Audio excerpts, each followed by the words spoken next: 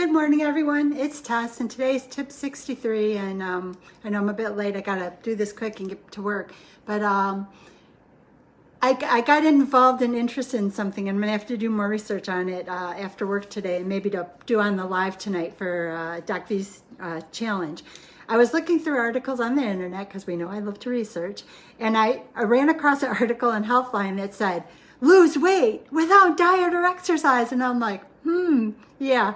I know this is probably too good to be true, but I'm going to take a look at this article because I'm really curious what they're going to label as something you can do that doesn't pertain to diet and exercise. And I wasn't surprised to find out it's all stuff that we've always talked about. So really all they've done is taken a look at it in a different way, in a way that they can label it outside of diet and exercise. So I'm going to give you the tips that they talked about, and then I'm going to talk about one of the items. So Healthline Magazine, their tips for losing weight without diet or exercise are, number one, chew thoroughly, but that has nothing to do with diet. Chew thoroughly and slow down. I agree with this tip because I think sometimes we're distracted. We eat more than we think we've ate, and at bariatric patients, we know one bite too much, and all of a sudden we get that thick, heavy, stuck feeling. So I do agree with that, but I think it still relates to diet and exercise. Another item they talked about is smaller plates and silverware. That was interesting. I agree with that. I still do that to this day. I eat on smaller plates and I use children's silverware. This is something they talked about, but I'm going to address it in a different way. They talked about plenty of protein.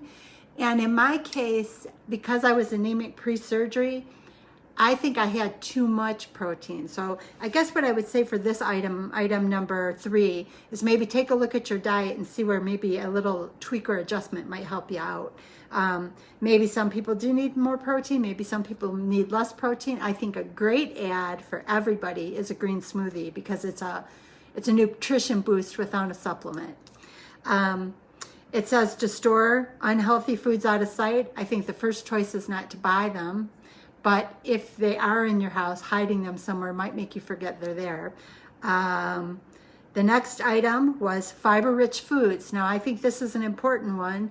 I can remember different programs who were doing higher fiber, so I did a little bit of research into fiber just for the top foods with fiber. And interestingly enough, we know processed foods now come with fiber, but our highest fiber foods are our natural foods from Mother Nature. The list started off with pears, strawberries, avocado, raspberries, bananas, carrots, beets, broccoli, artichokes, Brussels sprouts. So I'm going to take a look at my garden this year and see what I want to revamp. It talked about beets, broccoli, artichokes, Brussels sprouts, lentils, beans, chickpeas, quinoa, oats, popcorn, almonds, and sweet potatoes. So again, with the garden getting ready to get started, I'm going to take a look at some of these and add them in. But our best fiber-rich foods are the ones that are grown in nature. Another item they talked about, not diet and exercise related according to this article, is water. We all know getting water in is important. Smaller portions. This is a good one. Eat without electronic distractions. I think it's the same thing as slowing down your food. If you eat without the distractions, you might not eat quite as much. Sleep well and avoid stress. I think that's important. I meditate every day before and after work. I know that meditating helps me to quiet my mind, and it helps my stress, and it helps me to have control of the decisions I make in the day. So if you're not meditating, I would highly recommend it. Then it talks about sleep well, eliminate sugary drinks, and this was an interesting one. Serve your unhealthy foods on red plates. So that's almost like the stop sign. Remember, this isn't a good food for you. So that was a new one. I haven't seen that before, so that was interesting. So I guess what I'll do is a quick recap of Healthline's article on the habits that you can put into play that are not diet or exercise, although I guess I kind of think they kind of do relate, that will help you to lose weight. Chew thoroughly, smaller plates. They say plenty of protein. I'm going to say take a look at your diet and see what you can adjust. Store unhealthy foods out of sight. Fiber-rich foods, which Mother Nature, pears, strawberries, avocados, raspberries, bananas, carrots, beets, broccoli, artichokes, Brussels sprouts, beans of all sorts, quinoa, oats, popcorn, almonds, and sweet potatoes. Smaller portions, no electronic distractions, so that you just eat what you need and you move on.